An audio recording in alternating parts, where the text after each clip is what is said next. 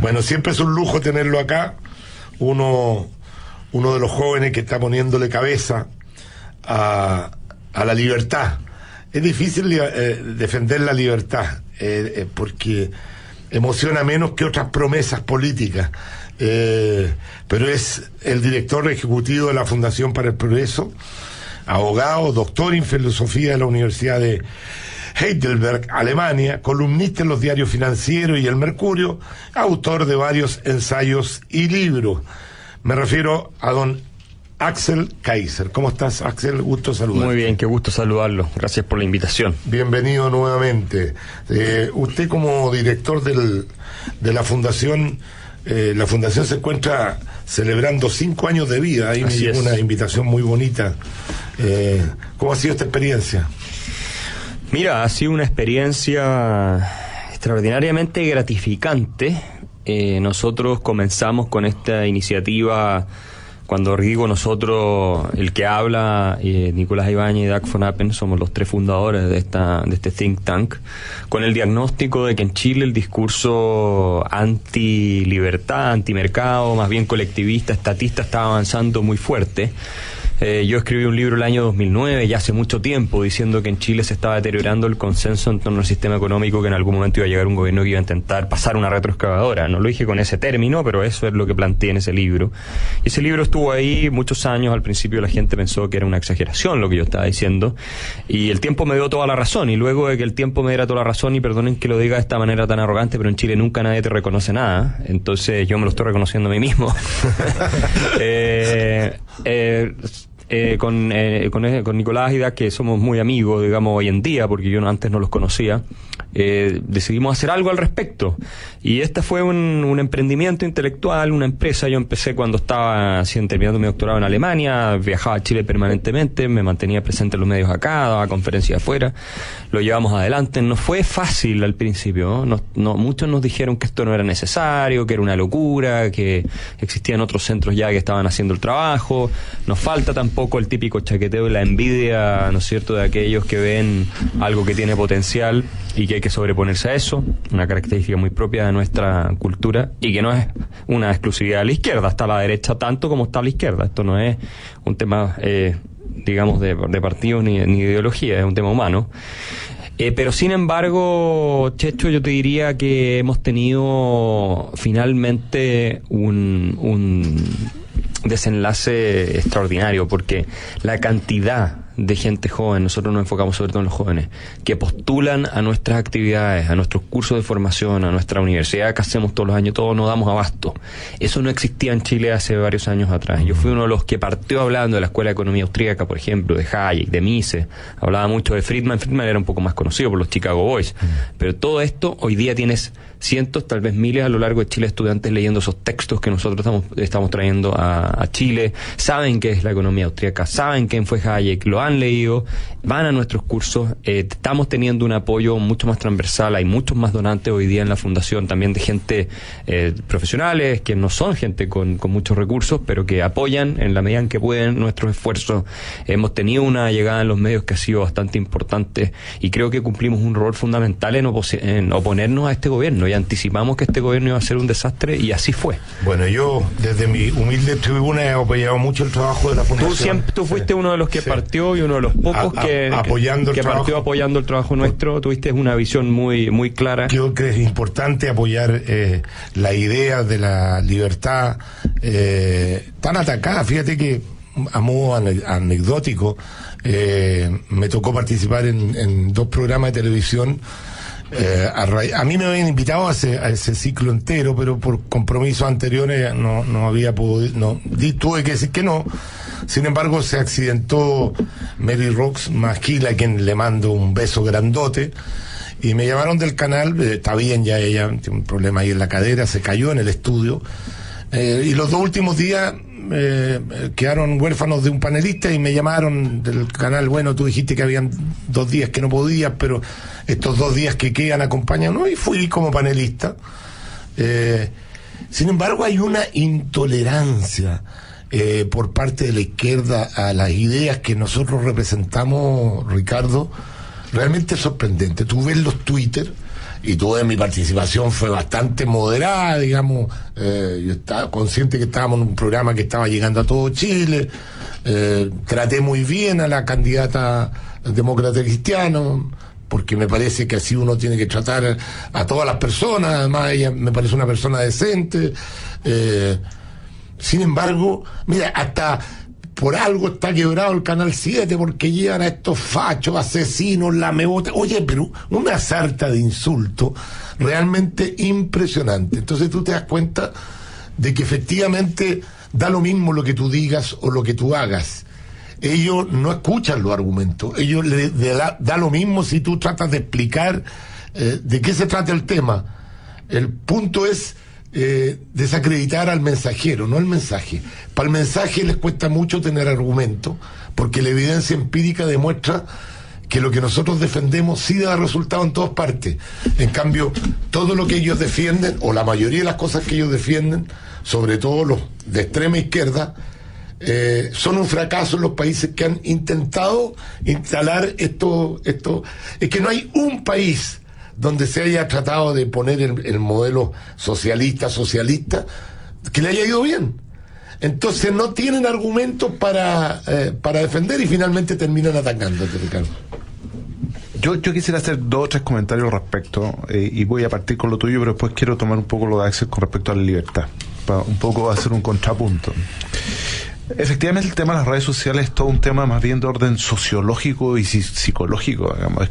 Es, yo creo, la primera vez en la historia de la humanidad en que el anonimato te permite situarte al mismo nivel del tipo que normalmente miraba hacia arriba por sus condiciones, por su concepto, su trayectoria, por su poder, por su conocimiento. Entonces hoy día yo desde el anonimato puedo disparar a quien estime conveniente. Sí. Y no tiene costo. Entonces puedo de alguna manera empatar. Mira, hay un tema cuando estuvimos la semana pasada entrevistando al presidente, te lo voy a contar porque me parece anecdótico. Una de las personas que subió a Facebook, por supuesto con un nickname, o sea, todo inventado desde el anonimato, nos trata a ti y a mí de ignorantes, de estúpidos, de que no sabemos nada. Entonces yo le mando por interno un mensaje y le digo, mire, yo efectivamente puedo desconocer muchas cosas, pero esta es mi trayectoria. Esto es la cantidad de cosas que yo he hecho en mi vida. Tráteme un montón de cosas, pero no de ignorante en estas áreas que mandaste mi currículum, ¿no? Tu currículum ya estaba puesto. Ya estaba puesto. De vuelta, lo que recibo, en vez de una discusión, son un montón de insultos personales, digamos, desde el anonimato nuevo. Entonces tú te das cuenta que lo que se establece aquí no es un diálogo, sino que efectivamente es, por fin tengo la oportunidad histórica de tomarme la revancha en estas cosas. Esa es una cuestión que no tiene que ver. Lo segundo, y aquí voy un poco a Axel, ¿cómo se condice esta cosa de la libertad con lo que, por ejemplo, ocurre hoy día en China? Por eso que quiero hacer contrapunto, para que valoremos. Hoy día en China, que es un país, ¿no es cierto?, entre 1.300 y 1.500 millones de habitantes, nadie sabe mucho cuántos millones son, producto de esta política del hijo único. Es que no se sabe, porque por esta política del hijo único muchas familias pusieron bueno, 100 millones más, 100 millones menos, da lo mismo. Entonces, pero sin embargo, cuando tú conversas con ellos, tú te dices, mira, en realidad a mí esta cosa de la democracia, ir a votar, no me importa mucho. O sea, además, yo no, ¿para qué necesito Google o Facebook? Yo tengo mis propias redes sociales internas, no me preocupa que me controlen. Yo lo que quiero es que me den la oportunidad de trabajar y poner comida sobre la mesa, qué sé yo. Te hago este contrapunto porque la libertad en sí misma es un valor, o hay otros valores que son más importantes desde el punto de vista social, de la cohesión. ¿Por qué es tan importante la libertad? Cuando hay algunas sociedades que pareciera, y de hecho en la última encuesta de valoración de las democracias en el mundo, como que vienen picadas, y en Latinoamérica viene aún más en picada, y en Chile, increíblemente, a pesar que estamos en periodo de elecciones y que hay voto voluntario, cerca del 20% de la gente dice, sí, efectivamente yo valoro el concepto de la democracia. Pero un porcentaje no menor dice, ¿sabes qué? A mí me haría lo mismo tener un gobierno autoritario siempre y cuando se mantenga esta. ¿Por qué la libertad es importante? Lo que ocurre es que no hay que confundir democracia con libertad, son dos conceptos distintos. Tú puedes tener una democracia totalitaria, porque la democracia es un, digamos, instrumento, es una tecnología social, por decirlo, o tecnología política para dirimir quién ejerce el poder. El liberalismo es la doctrina que se preocupa sobre los límites de ese poder que es ejercido. Tú puedes teóricamente tener un régimen autoritario que es mucho más respetuoso de la libertad individual que una democracia. Teóricamente eso es posible, históricamente ha ocurrido también. Entonces, digamos que Venezuela hoy día ya se convirtió claramente en una dictadura porque ya no se permiten ni siquiera elecciones limpias, pero hace mucho rato que es una democracia más bien totalitaria, intrusiva, que aplasta la libertad de los ciudadanos. Y en América Latina, y no solo acá, en otras partes, la democracia se utilizaba como el pretexto para destruir la libertad de los ciudadanos y horadar el Estado de Derecho, que son los límites al poder del gobernante. Entonces, esto es una realidad que es para todos los seres humanos. Yo prefiero, en lo personal, tener una monarquía. Régimen autoritario suena un poco duro. ¿No? Por nuestra historia y todo, pero una monarquía, digamos, constitucional, que respeta la libertad individual. Liechtenstein es una monarquía, por decir algo, y el rey ahí tiene un montón de atribuciones. Obviamente es un país muy pequeño, no se puede extrapolar, pero en teoría, que una democracia en la cual tú no tienes seguridad de protección de derecho a propiedad, no tienes seguridad de protección de derecho a la vida, porque tenés una delincuencia totalmente desatada, porque tienes terrorismo, que el Estado no se hace cargo, que expropia una parte sustancial de tus recursos y que se la roban después, o se pierde, se despilfarra en el aparato público, etcétera, etcétera. Si nos preguntamos lo que los seres humanos queremos y somos todos iguales, aquí puede venir el más de izquierda a decirme qué es lo que prefiere, y yo estoy seguro que va a preferir con su familia estar en un lugar donde le garanticen derecho a propiedad, le garanticen prosperidad, le garanticen su seguridad personal, le garanticen que su familia va a tener un buen pasar, trabajo y todo lo demás, aunque no pueda o no tenga el derecho a ir a votar, que por lo demás la mayoría no ejerce. Entonces, tenemos por eso, es que yo he sido siempre muy vociferante en decir que tenemos que cuidar la democracia, porque dentro de todo esto que yo estoy diciendo, la democracia igual es el mejor sistema para garantizar la libertad, en el sentido que cumple un rol higiénico. Tú, al eliminar a los gobernantes corruptos, al sacar a la gente que está abusando y todo, puedes poner otros que son mejores. En teoría eso puede funcionar. Y funciona, de hecho, en la práctica también. Cuando tú tienes un régimen autoritario, es muy difícil contener ese autoritarismo en sus pretensiones de incrementar el poder. Los excesos que se producen. Y los excesos que se producen. Teóricamente podría ser mejor que un régimen democrático, sí, pero en la práctica en general las democracias tienen mejores resultados. Esa es la realidad desde el punto de vista de respetar la libertad. Entonces tenemos que ser cuidadosos. Ahora, y para terminar, sí, las democracias defraudan a la gente porque no cumplen con tener crecimiento económico, empleo, seguridad personal, la delincuencia se desata, el narcotráfico, etcétera, etcétera, la corrupción. La gente tiene legítimamente el derecho a preguntarse, oye, ¿este es el sistema en el que queremos vivir, o preferimos un gobernante autoritario que nos garantiza todo lo otro, aunque no tengamos que ir a votar o no podamos ir a votar? Muy bien, estamos conversando con Axel Kaiser. Gracias a todas las personas que me han escrito para felicitarme por mi participación en el programa de televisión. Quiero leer un solo mail nomás. Dice: Chechito, estoy muy sentida contigo porque el día martes 31 de octubre, al despedirte, dijiste que el 1 de noviembre era el Día de Todos los Muertos. Ese día es mi cumpleaños. Y no, el 1 de noviembre es el Día de Todos los Santos, el 2 de noviembre es el Día de Todos los Muertos. Todos los muertos no son santos. Me dio rabia eso. Ya no te quiero tanto, a menos que te disculpe María Loreto Délano. María Loreto, te pido disculpas, yo no soy muy riguroso con esto de las fechas y los feriados, así que nada, vayan mis disculpas y te mando un besito. Vamos a la pausa y regresamos a conversar con Axel Kaiser aquí. Bueno, yo le pido disculpas a la gente por haber interrumpido los comerciales con un poquito de programa, porque la verdad se fueron al chancho con las tandas. Yo reconozco la queja de la gente y espero que esto sea por el tema de las elecciones, y porque si no, así es muy difícil hacer un programa que tenga alguna continuidad. Quiero recordarle que estamos con Axel Kaiser. Leer un mail nomás antes. Daniel Vergara dice: Checho, sobre los insultos en las redes, mira, es algo habitual en mi vida poner en mi muro de Facebook algo sobre político a favor de mi candidato, es para perder amigos desde el colegio, que ya sobre 25 años han pasado, y que te traten de facho.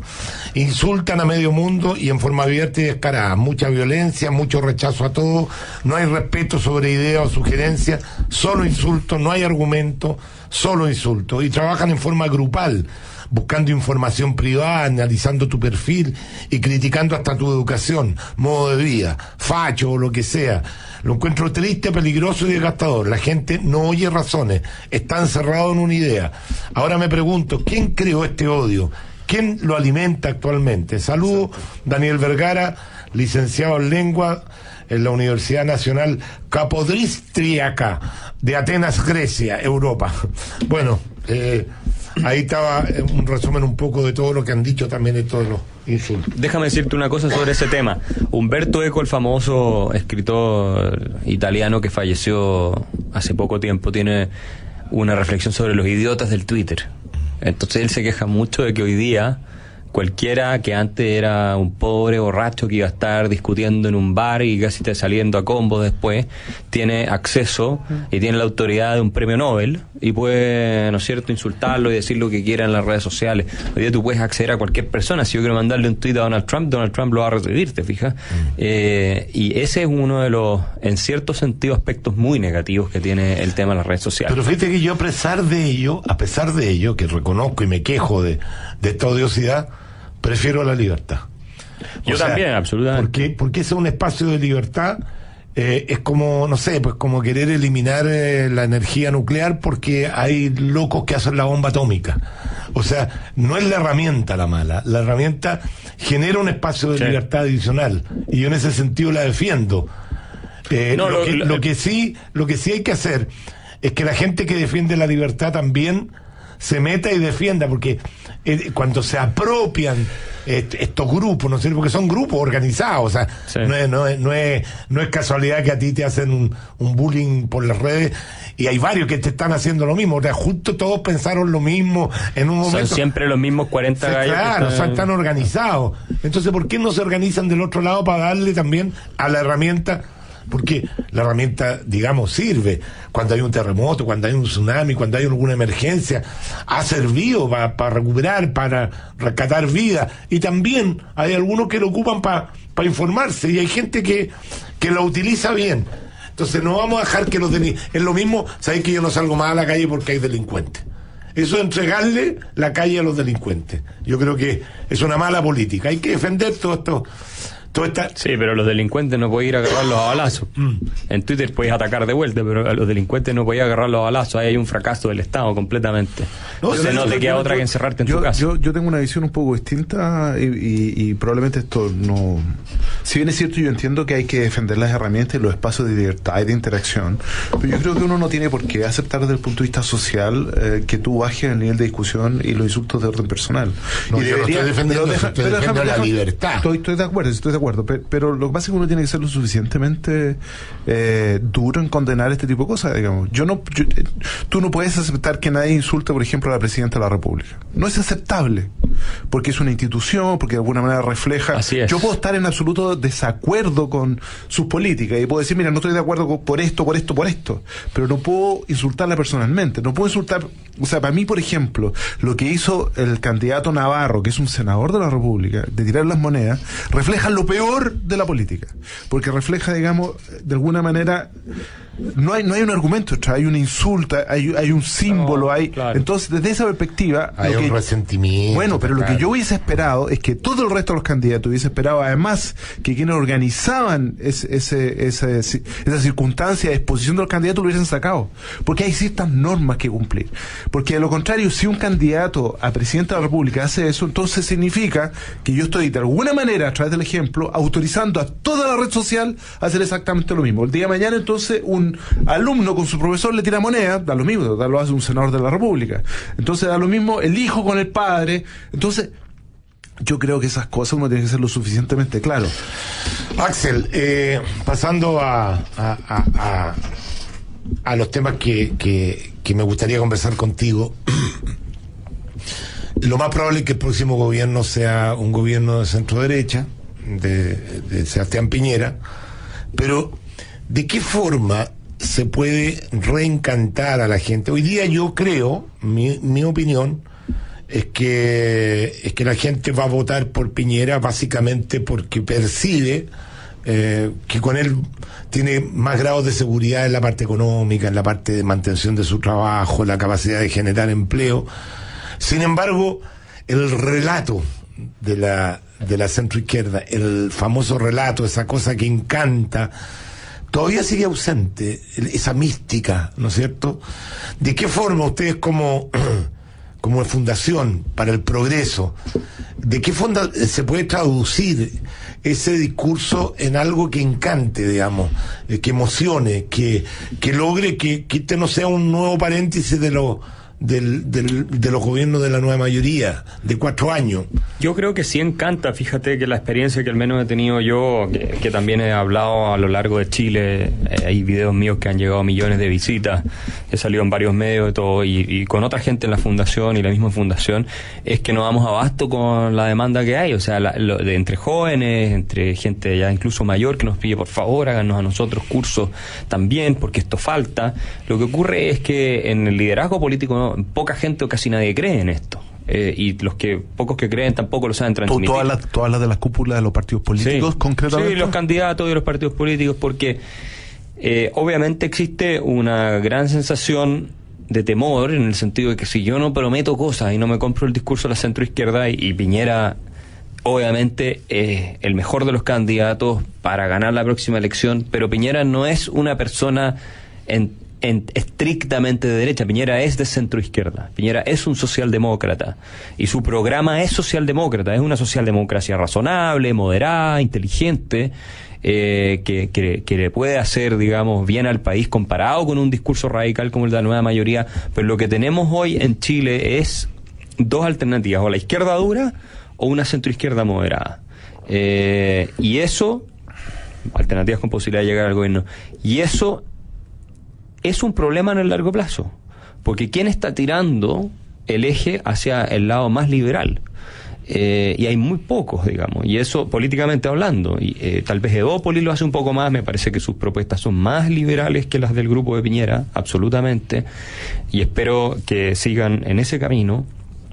Pero si no tenemos eso, lo que va a pasar es que nos vamos a meter en la típica dinámica del estatismo benefactor que le ha hecho tanto daño a todos los países donde se ha introducido, que es la de redistribuir cada vez más. Porque una vez que tú entras en eso es imposible. Puedes definir, porque tú haces una suerte de rayado de cancha. Entonces, para entenderlo bien y para que los auditores lo entiendan, cuando tú defines quién defiende entonces la cosa liberal, puedes definirlo en 2 o 3 palabras en términos concretos para que la gente pueda decir, a veces está hablando de esto concretamente. De lo que estoy hablando yo es de un proyecto político que tenga por eje central la reducción de la injerencia del Estado en todas las áreas de la vida de las personas y en su propiedad, sobre su propiedad. Es decir, concretamente, vamos a bajar impuestos, vamos a reducir funcionarios públicos, vamos a eliminar reparticiones públicas que son completamente inútiles, vamos a devolverle a la gente el derecho a elegir no solamente los colegios y todo lo demás, sino que en prestaciones de salud, etcétera,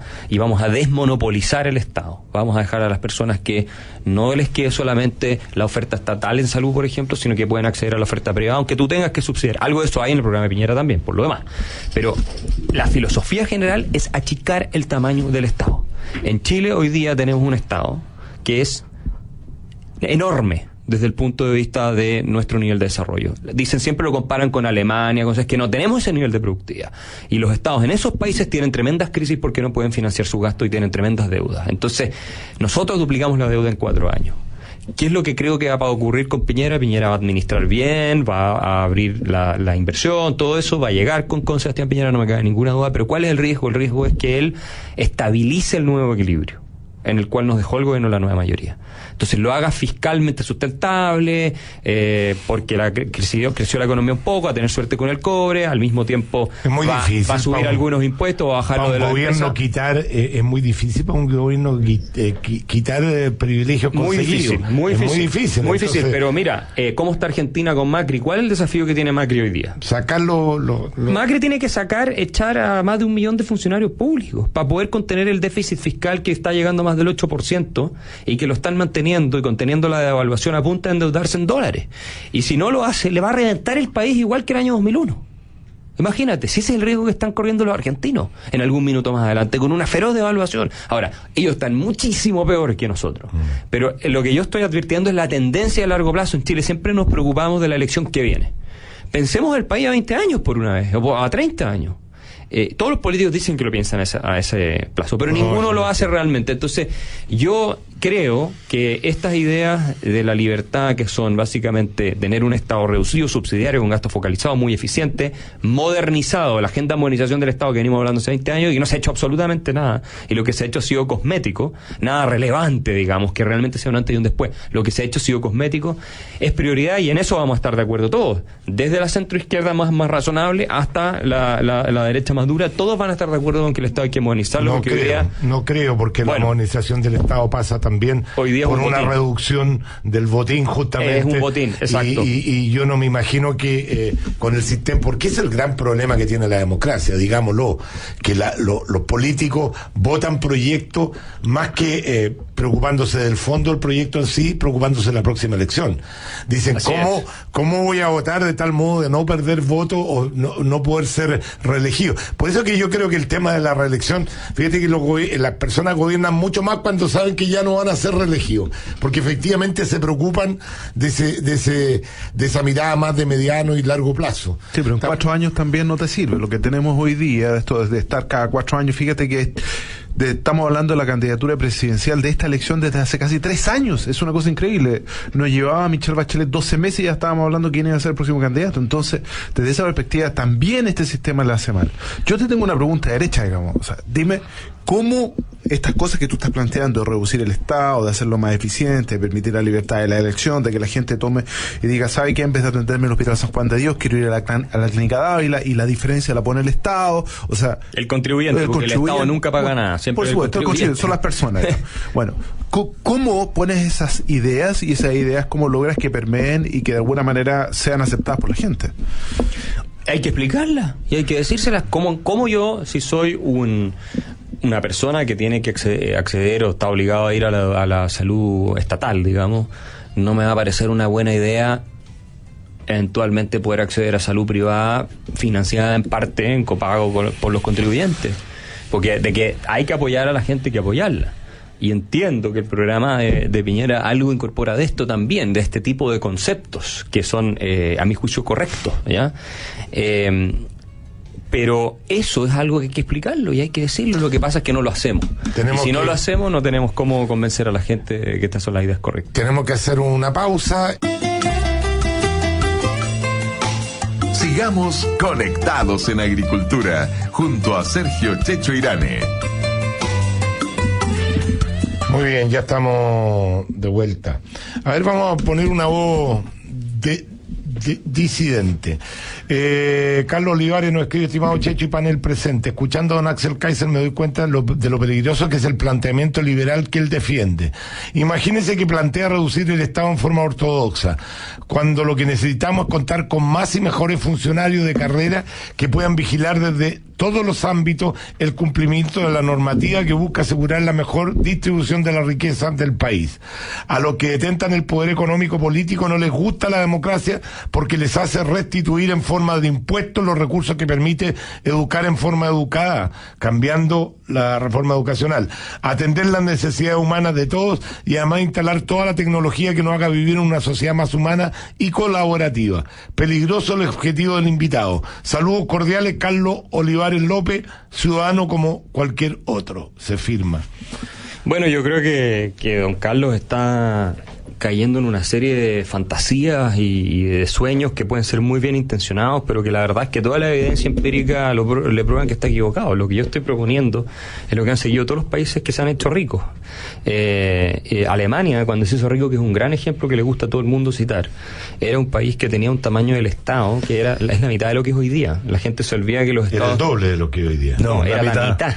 Ha ido creciendo. El Estado ha ido creciendo, y Ludwig Erhard, que fue el ministro de Economía y después canciller, seguidor de las ideas de von Hayek y de todos ellos, miembro de la Sociedad Montpellier, que es el arquitecto del milagro económico alemán, tenía claro que el gran problema de Alemania había sido el estatismo benefactor, que había quebrado al Estado en la Gran Depresión, más que las reparaciones de guerra, y había terminado, ¿no es cierto?, con los nacionalsocialistas en el poder, y él toda su vida se quejó de cómo iba creciendo el Estado benefactor alemán. Francia fue un país que se hizo rico gracias a reformas inspiradas en las ideas de Jacques Rueff, otro liberal. se hizo rico después de la Segunda Guerra. Estoy hablando cuando se pegan este salto, digamos, cuántico, porque antes eran países industrializados también. Lo mismo ocurre con Singapur, lo mismo ocurre con Inglaterra, lo mismo ocurre con Estados Unidos, con Nueva Zelanda. Pareciera ser que la reducción del Estado es la panacea y no es así, no es solamente eso, no. Es uno de los elementos que tiene que tener. Hay que entender una cosa, Checho, por supuesto. Tú puedes reducir el tamaño del Estado y si nadie va a trabajar no vas a tener un país que se desarrolla, está claro. Y también hay que generar innovación y todo eso, por supuesto. Ahora, ¿cómo le ha ido a los países latinoamericanos siguiendo las ideas que plantean Carlos? Vea cómo está Argentina, vea cómo está Brasil. Argentina y Brasil son dos de los países del mundo con la carga fiscal, la presión fiscal más alta. ¿Y cómo les va? Están mucho peor que nosotros, ¿o no? ¿O están mejor? No, es que en Chile va a ser distinto. ¿Por qué va a ser distinto? Porque nosotros somos suecos, somos nórdicos, no somos latinoamericanos, nos van a decir. Y a los mismos suecos y nórdicos, ¿qué les pasó? Los suecos en los 90 quebraron con su estado benefactor, tuvieron que reformarlo completamente, y hoy día, que está dentro de los países con más libertad económica del mundo, Suecia, y tiene un estado benefactor generoso, tiene otro problema Suecia, que es que la gente más calificada, mucha se va de Suecia por la cantidad de impuestos personales que tiene que pagar. El fundador de Spotify, que es sueco, se fue de Suecia, así de simple. Y así hay muchos otros ejemplos. Entonces, a pesar de su productividad y pueden mantener esto, tienen estados más eficientes, más honestos.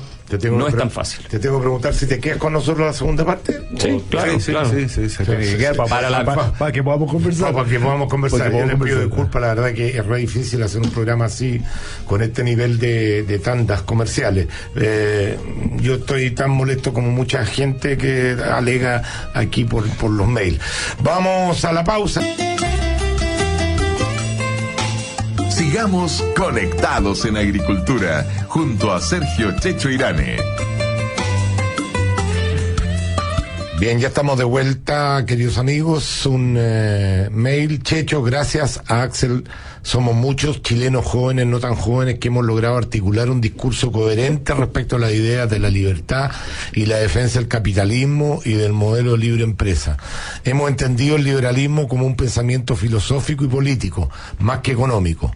Gracias a sus libros como La tiranía de la igualdad, El engaño populista, etcétera, he logrado profundizar en intelectuales como el mismo Hayek, von Mises y más atrás aún redescubriendo a Adam Smith, John Locke, John Stuart Mill y otros. Entender los fundamentos de la democracia liberal, estudiando la Revolución Americana, el sueño de los padres fundadores y un largo etcétera, y entendiendo que el populismo y el totalitarismo puede venir desde muchas direcciones, como lo vemos hoy en Estados Unidos y Europa. Gracias a Axel nuevamente, y lo veo en Evópoli. Patricio Campos. Sí, la verdad que la labor que hace Axel a veces ingrata. Estábamos comentándolo en la pausa, el costo que uno paga muchas veces por defender esta idea, y la verdad que la derecha en general es bastante cobardona, es bastante asolapada. Te golpean el brazo, muy bien lo que estáis diciendo, pero no digáis mi nombre, ¿ah? O uno va a buscar una especie, no, sí, pero sabéis que estáis muy identificados, pero sigue adelante nomás, sigue adelante, o sea, sí. Represéntame, defiende nuestra idea, pero yo no me quiero contaminar contigo, que te la estáis jugando. Lo comenzábamos con Axel, le pasa exactamente lo mismo, pero sin lugar a duda, al final del día te queda la satisfacción de poner la cabeza en la almohada y decir, por lo menos fui consecuente con lo que pienso, ¿ah? Y déjame, antes de volver contigo, con Ricardo, hablar un poquito de las inconsecuencias, por ejemplo, de algunos políticos. Hoy día, de Guillé. La inconsecuencia, la inconsistencia de Guillé en su discurso a propósito de defender ideas y mantenerse, cuesten lo que cuesten.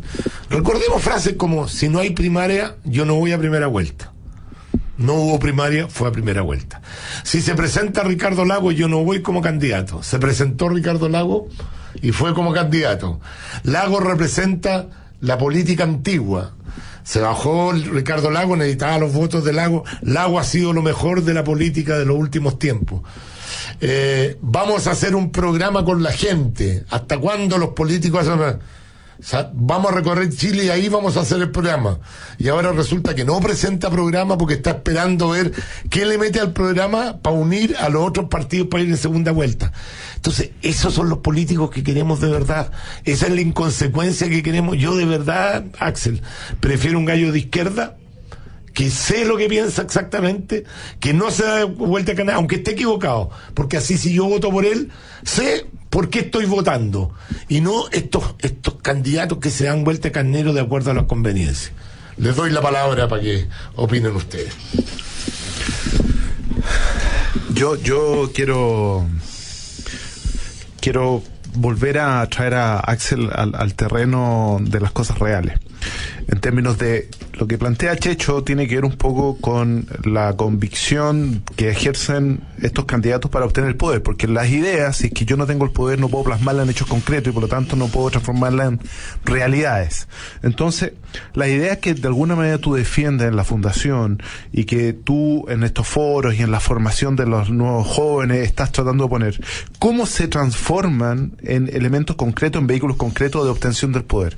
Porque la democracia, por lo menos en esta que tenemos acá, es a través del voto, es a través de los candidatos, es a través de los partidos políticos, donde se ejerce verdaderamente el poder, porque tienes acceso, ¿no es cierto?, al cambio de las políticas públicas, tienes acceso al financiamiento, tienes acceso además a esta cuota de poder que te permite designar a la gente que está al lado tuyo, esta suerte de botín tan apetecido. Entonces, ¿cómo, de alguna manera, transformas desde el punto de vista de la academia, desde las ideas, desde la discusión del futuro, en poder? ¿Cómo haces esa transición?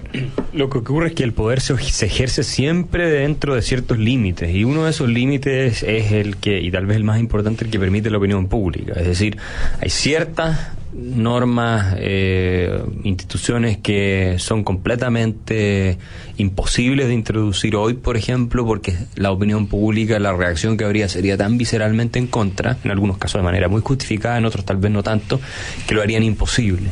Eso no significa que muchas veces también haya minorías que capturan la democracia, lo decía John Stuart Mill, y terminan imponiendo su propia agenda a todas las grandes mayorías. Eso también pasa, y arruinando, digamos, los derechos de las mayorías incluso. Entonces, tenemos que lograr un clima de opinión intelectual que apoye ciertas instituciones y ciertos principios. Por ejemplo, el de la libertad de expresión, que ha habido ya un par de iniciativas que la amenazan, como esta ley que el gobierno está proponiendo para sancionar a aquellos que ofendan o sean claramente agresivos con distintas minorías o posiciones de distinto tipo. Y tenemos que entender qué es la libertad de expresión y explicarlo, porque en principio puede haber una buena voluntad, una buena intención, mucha gente que dice sí, ¿cómo vamos a permitir ese tipo de expresiones y todo? La libertad solo tiene sentido en la medida en que puede ser abusada. Si tú no puedes abusar, es porque no existe la libertad. Así simple. Cuando tú tienes un hijo, tú le dices, mira, aquí yo te dejo salir en la noche, te dejo todo, si manejas curado, si haces todo lo más, aquí está la sanción. Pero si tú quieres evitar que cometa ningún error, que nunca se pase de la mano, tú lo más tenés que tenerlo cerrado en su casa. Se le acabó la libertad. Lo mismo pasa a todo nivel. Por eso James Madison decía que, un poco lo que decías tú, Checho, que tú no puedes pretender, para contener un incendio, eliminar el aire. Porque si tú eliminas el aire, es una metáfora que él utiliza, si tú eliminas el aire del sistema, nos morimos todos. Ahora, claro, el aire es un ingrediente esencial para que haya un incendio. Sin aire no puede haber fuego, obvio. Entonces, cuando él hablaba de las facciones que tratan de capturar el poder para perjudicar a los demás, beneficiarse a sí mismo, él decía, esto hay que compensarlo de otra manera. El caso de la libertad de expresión y este tipo de ideas tienen que ser discutidas en los medios de comunicación. Obviamente que implica costos. Toda la libertad siempre implica costos. Es lo mismo que un partido de fútbol. Tú en un partido de fútbol tú tienes reglas claras, pero yo el tipo sabe asumir esos costos y tener la libertad. Y tiene que haber sanciones para los que transgreden y dañan a otros. Yo siempre digo, el partido de fútbol es el mejor ejemplo, porque en un partido de fútbol los jugadores tienen la libertad de ir y quebrarle la pierna al otro. Por supuesto que la tienen. El problema o el punto es que después hay una sanción si el tipo lo hace. Eso es lo que tiene que funcionar, y el rol del Estado es ese. El rol del Estado no es decirle a los jugadores, usted le voy a decir exactamente qué hacer, cómo hacerlo y todo lo demás, y no se le vaya a ocurrir, o quitarle la posibilidad de hacer un foul. Porque si tú le quitas la posibilidad de hacer un foul es porque le estás quitando la posibilidad de jugar. Pero la sanción, o sea, la sociedad es más madura, las más desarrolladas, finalmente sancionan socialmente, que eso es lo más importante de todo. Pero cuidado con eso. Esa es la mejor sanción. No, pero cuidado con esa idea, porque yo sé a lo que tú vas, pero la sanción social, que puede ser brutal, puede convertirse en una verdadera tiranía. Estoy de acuerdo. Cuando tú piensas cosas que no son políticamente correctas, por ejemplo, mira lo que está pasando en Estados Unidos con famosos speakers que van a universidades. Richard Dawkins, por ejemplo, que lo desinvitaron de la Universidad de Berkeley porque el tipo es ateo, todo, habla contra la religión. Entonces los estudiantes o el grupo que lo había invitado lo consideraba ofensiva para el Islam, ciertas ideas que le había dicho, mientras que le había dicho de todas las religiones, y lo desinvitaron. A Charles Murray tuvieron que sacarlo casi con guardias, unos famosos sociólogos en Estados Unidos, porque decía cosas que había gente que le molestaban. Entonces la sanción social, la crucifixión social en el mundo en el que estamos viendo a través de las redes sociales y todo, donde apenas tú te sumas a una causa acusatoria. Mira lo que le está pasando a Kevin Spacey, el actor de House of Cards, que Netflix canceló la serie. Lo acusan de algo que pasó hace 30 años atrás, que yo no sé si es cierto o no, nadie lo sabe, él ni siquiera él se acuerda aparentemente, y todo el mundo se suma a la acusación social a través de las redes, porque además hay un tema que la psicología humana es muy cabrona, que funciona de la siguiente manera: en la medida en que tú te conviertes en un acusador, tú te sientes gratificado contigo mismo porque te pones en un pedestal de superioridad moral respecto a los demás. Y tú puedes arruinarle la vida a una persona. Entonces, la sanción social es importante y es mucho más, yo diría, relevante que la sanción estatal. En muchos casos tiene que proceder eso. Pero hay que tener mucho cuidado porque puede transformarse, lo dice John Stuart Mill también cuando habla de la libertad de expresión en su libro sobre la libertad, en una verdadera tiranía. Pero eso es una suerte de fundamentalismo social. Puedes tener un fundamentalismo social. Pero no me refería a eso yo me refería a otra cosa como sanción yo estoy de acuerdo, pero Axel, de alguna manera, ¿cómo compatibilizas tú desde el punto de vista ya más bien filosófico y no político? ¿Cómo compatibilizas que en un mundo cada vez más globalizado, donde cada vez tenemos menos barreras, donde la interacción entre las culturas es cada vez más intensa, estamos de alguna manera siendo a su vez cada vez más, o intentando cada vez más diferenciarnos? O sea, lo que está ocurriendo hoy día en Barcelona, con los catalanes, o sea, en un mundo que tú esperas, porque los catalanes pueden hablar su idioma, cocinan, tienen sus propias costumbres, tienen sus propias festividades, sin embargo quieren independizarse. Sí.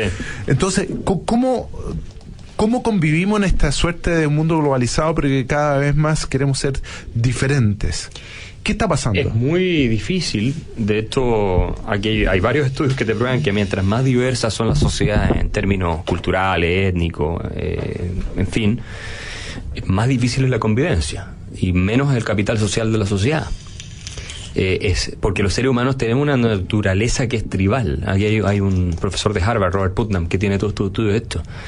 Jonathan Haidt, yo le pregunté cuando estuvimos acá, que es profesor de la Universidad de Nueva York y en NYU en Estados Unidos, y me dijo lo mismo. Mientras más diversa es una sociedad, como tendemos a vincularnos con personas que son más parecidas y a desconfiar de lo que es distinto, esa es la naturaleza humana, no es un tema de que los malos son así y los buenos no son así. Todos los seres humanos tenemos esa inclinación, todos. Algunos más domesticados, otros menos, pero todos la tenemos. Entonces la convivencia se hace mucho más difícil. El caso de Cataluña no es esto, porque eso es un problema que lleva 300 años, desde que los catalanes se alinearon con los Habsburgo, contra los Borbones los aplastaron. Es un problema que lleva mucho tiempo. Y se va a seguir manifestando por mucho tiempo más, creo yo. Pero dentro de nuestras sociedades lo que vas a tener, y lo estás viendo por ejemplo en Europa con ciertos grupos migratorios, típicamente los musulmanes, que sus niveles de integración son malísimos, según todos los indicadores. Y eso es un desafío muy grande para la convivencia y la paz social en el futuro. Somos los chilenos, porque Checho en un momento habla de la falta de consistencia de uno de los candidatos a la presidencia, pero en general los chilenos somos consistentes, somos, Axel, de alguna manera gente confiable, somos los chilenos gente que no tenemos un doble discurso, o por el contrario. Y te pregunto esto porque en la pausa estábamos conversando de esta cosa, ¿no es cierto?, de crucificar a unos porque nos sentimos que empatizamos con la víctima y de esa manera estamos en una posición superior en todo orden de cosas. Y hoy día las redes sociales basta con que alguien te acusa, aunque sea sin fundamento y sin ninguna posibilidad de defensa, y todo el mundo como una ola, digamos, viene y se suma a la crucifixión, aunque no tenga ningún antecedente. ¿Qué es lo que nos está pasando? ¿Somos los chilenos mejores que el resto? ¿No somos mejores? ¿Cuál es tu mirada? Ciertamente en Chile existe mucha gente honesta, forzada, trabajadora, que quiere salir adelante por métodos que son legítimos. Pero todos sabemos, ¿para qué no vamos a hacer los tontos acá? Que por regla general somos desconfiados de los demás. Esto lo muestran además estudios, hay rankings de esta cuestión. Los chilenos somos de los países más desconfiados del mundo. Cuarto país más desconfiado, incluso interpersonal, más que las personas con la Ahora yo te pregunto a ti, ¿por qué es eso? ¿Por qué es eso? ¿Es porque vivimos en una fantasía de que no podemos confiar en el otro? ¿Es porque en el fondo sabemos que si confiamos nos van a cagar? Exacto. ¿Por qué para todo trámite son 150 papeles por notaría, 300 timbres, toda la cuestión, y todo tiene que quedar 300 veces arreglado? La verdad es que ese es uno de los grandes problemas de los países latinoamericanos y de otros países también que no llegan al desarrollo. Eso que es que los niveles de honestidad son muy bajos. ¿Eso tiene que ver con la formación?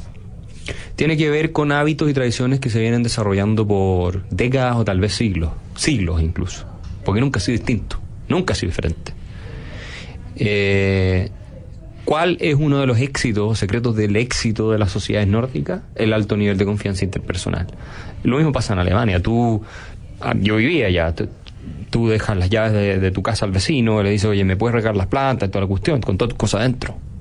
Incluso a mí me pedían que les cuidara al hijo cuando salían. Tenían un hijo chico ahí, y yo lo cuidaba un par de horas mientras la pareja alemana salía. Jugábamos, qué sé yo, computador, cualquier cosa, les hacía el favor a ellos, después ellos nos hacían favores a nosotros de vuelta. ¿Eso en Chile ocurre? Al menos en las ciudades, estoy hablando de ciudades. En los pueblos incluso, tal vez un poquito más, porque la gente se conoce mejor, pero tampoco ocurre como regla general. ¿Por qué? Porque no confiamos en el otro. Tú dejas tu bicicleta casi sin amarrar en muchas ciudades europeas. Y no pasa nada. Ahora pasa, y muchas veces, y esto es impolíticamente muy incorrecto decirlo, pero muchas veces las bandas que se dedican a todos esos robos no son de esos países, son de otros lados. Cuando se roban las bicicletas, se roban los autos y todo lo demás. Entonces, ¿hasta qué punto de verdad no somos una sociedad muy hipócrita? Que apenas vemos que otro está haciendo algo mal, el caso de la colusión, que es repudiable, totalmente de acuerdo, tenemos que decir que es repudiable, pero de ahí de condenarlo, a suponer que todo el resto que lo está condenando es moralmente impecable, y que no existió el abuso de todas las licencias médicas, y que no existe el abuso laboral de un montón de trabajadores que sacan la vuelta cuando pueden, que no cumplen con lo que se comprometen, que demandan por cualquier cosa. La evasión del Transantiago. La evasión del Transantiago, que llegó a cuánto en un minuto, más de 30%, que hay muchos amigos de lo ajeno, que si te descuidas no viste más tus cosas. O sea, las típicas historias que te cuenta gente que hay en Europa, por ejemplo. A mí me ha pasado, o sea, yo he dejado una mochila en Suiza en un bus, con un computador nuevo, que costaba 1.000 euros, con anteojos nuevos, que también eran caros, porque eran de una buena marca, con libros y otras cosas que tal vez no eran tan valiosas, pero esas sí eran, y una mochila nueva también. Pasaron 4 horas, llegó al pueblo donde tenía que llegar el tipo, uno de los pasajeros se lo había entregado al chofer del bus, y lo recuperé. Dejé una vez un tren, en un tren en Alemania, una mochila entera también llena de cosas. Lo había encontrado uno de los funcionarios de la Deutsche Bahn y lo había mandado a una central. A ver, ¿cuánto? En Chile pasa. Hay dos lecturas. Uno, primero, que estáis dejando las cosas en todas partes. Claro. Sí. Uno había dejado una mochila en una Transantiago acá, y la diferencia es que acá se robaron la micro. No, es decir, obviamente esas cosas en Chile también ocurren de vez en cuando. No estoy diciendo que no ocurren, pero allá es la regla general. Tengo una teoría. Y no digo en Chile, en nuestros países, porque esto no solo es Chile, de América Latina, no tenemos hábitos de confianza con los demás como están en otros países. Pero ¿cómo se crean esos hábitos cuando la percepción del castigo es muy alta? O sea, yo no creo que los alemanes sean mejores personas que los latinoamericanos. Probablemente no. Genéticamente no tendría por qué ser así. No, es cultura. Lo que pasa es que la cultura, pero ¿cómo se hizo esa cultura? Con el hábito, que sabían que por una conducta equivocada, el costo por esa conducta era muy alto. El tema de la colusión, ¿Por qué en Chile se ven tenemos colusiones? esta discusión con el Checho. El Checho plantea que tiene que ver con los incentivos y yo creo que pero absolutamente con los ejemplos. ¿Tú crees que los americanos son mejores que nosotros? No. Va por los ¿Por dos qué no lados. se coluden? Porque un los empresario lados, se colude en Estados Unidos y se va preso. Pero, Además Checho, de yo una te multa pregunto a ti, que lo puede llevar a la quiebra. Déjame preguntarte otra cosa. ¿Por qué la ley sí se aplica en esos países y no en los nuestros? En Chile es una vergüenza cómo está funcionando el Poder Judicial, todos lo sabemos. Y el sistema de control de criminalidad y el terrorismo en el sur y todo. ¿Por qué en esos países, y Chile es un ejemplo entre América Latina, imagínate los otros países, por qué sí en Estados Unidos y en ese tipo de países se aplica la ley y se cumple y en los nuestros no? ¿Por qué los jueces son mucho mejores en estos países en general? No digo que todo, en todos los casos, pero en general. Y tú puedes confiar en el Estado de Derecho.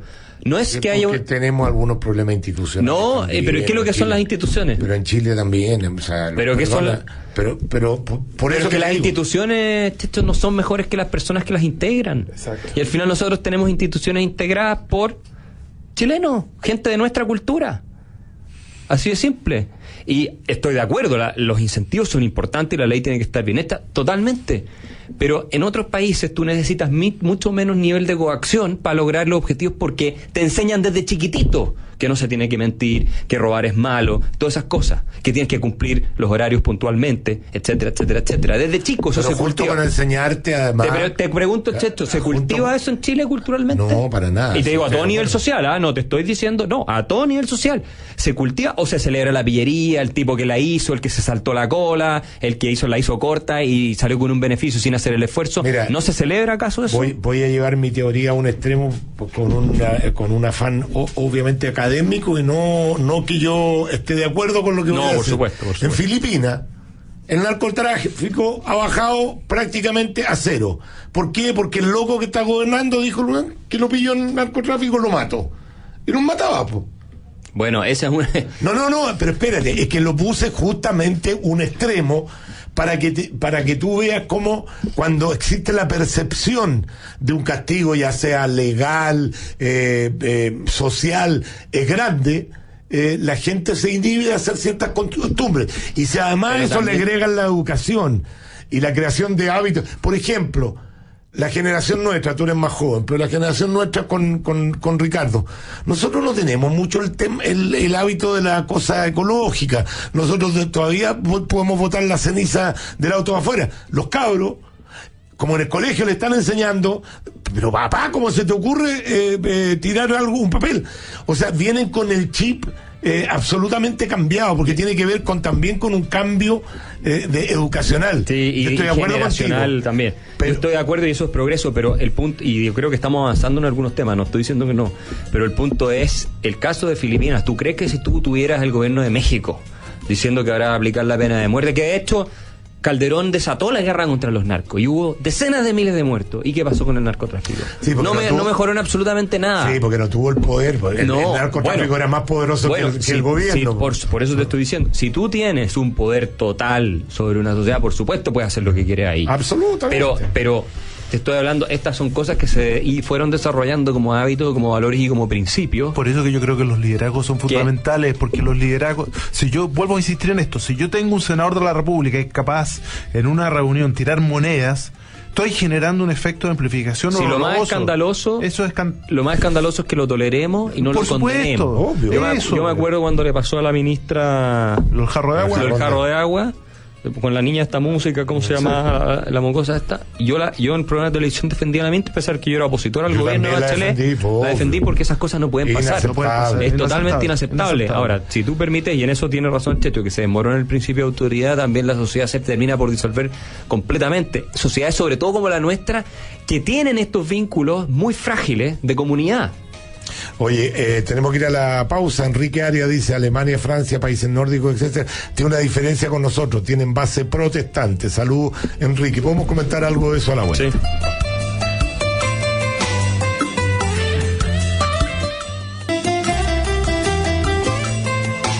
Sigamos conectados en agricultura junto a Sergio Checho Irane.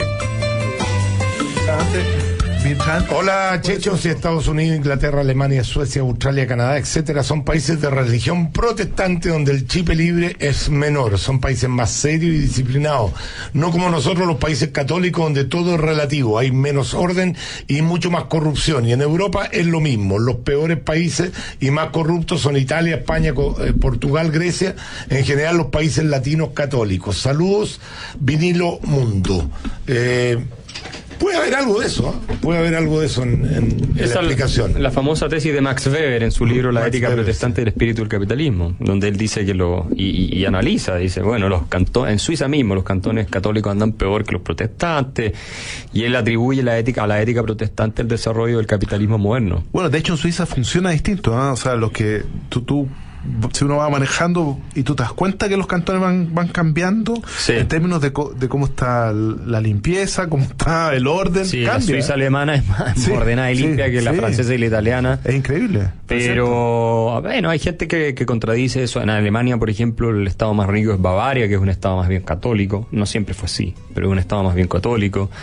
Pero sí es cierto que los protestantes tienen una cuestión que es muy dura, en el sentido de que si tú pecas es tu responsabilidad directa con Dios, no hay un sacerdote que te pueda perdonar y tú puedes pecar de nuevo de todo. Entonces los protestantes tienen, y además tienen una ética del trabajo, sobre todo los calvinistas, que es muy dura también, que si tú no tienes éxito en el trabajo, en la profesión y todo eso, significa que no eres un elegido por Dios para ser salvado, porque tú no te salvas por tus actos, tú te salvas por predestinación, creen en la predestinación. Entonces todo eso, además de una condena al gasto, ¿no? De ostentar y todas esas cuestiones, son muy sobrios. Tú vas a una catedral protestante en Europa y te das cuenta de la sobriedad, no tiene pero nada, es una cosa linda por fuera, de piedra, media gótica en general, y vas a una católica y tienes estos cuadros preciosos con adornos de oro, con rococó, barroco, toda la cuestión, es un espectáculo. Son dos mundos muy distintos, por eso los católicos tienden a ser también más felices que los protestantes, creo yo, porque es muy dura la ética protestante, no te perdona nada, es extremadamente dura. Y por otro lado, eso es lo que te hace ser tal vez más confiable. Porque tenéis que... Axel Kaiser, queremos agradecerte tu presencia aquí en nuestro programa. Vamos a traerte un programa que haya menos comercial. Porque la verdad, hoy día fue de verdad que muy difícil incluso para mí hacer un programa que tenga un hilo conductor. Sí. Así que vamos a revisar de todas maneras. Ha sido siempre un placer conversar contigo. Nos invita a pensar, y desearle más energía. Sí. Tu cruzada requiere energía y mucha voluntad. Energía y voluntad, pero cada vez hay más gente que está apoyando, y eso es muy bueno. Se facilita la defensa de la idea y la contribución a la discusión, porque siempre uno agradece gente capacitada, potente, formada, que ponga temas sobre la mesa y que a uno los movilice, porque de repente las preguntas son más importantes que las respuestas. Así es. Y eso es súper, así que uno agradece tu contribución. Muchas gracias a usted. Gracias a ti también. No se olviden, supe que iba a ir el sábado. Sí, señor, voy a ir el sábado. Qué bueno. Va a estar también ahí Ricardo Tuane. Voy a llevar un par de los enanos, el resto no pudieron zafar de compromiso. Yo le hago un descuento. ¿En serio? Yo le hago un descuento para que